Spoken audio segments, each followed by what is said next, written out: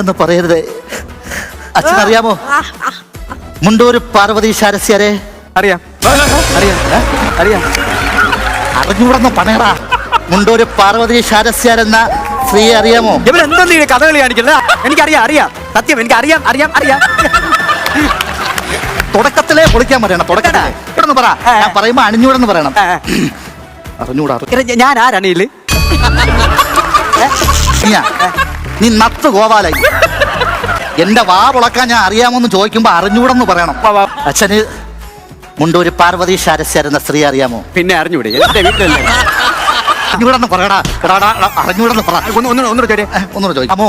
പടി എന്നാലും എനിക്ക് പറയാം. അറിയാമോ? പടി തരണം. അറിയാമോ? എനിക്കറിയില്ല അറിയില്ല. നീ ഒന്നുകൂടെ ചോദിച്ചാൽ മുണ്ടൂര് പാർവതി ശാരസ്യാരെന്ന സ്ത്രീയെ അച്ഛന് എനിക്കറിയില്ല.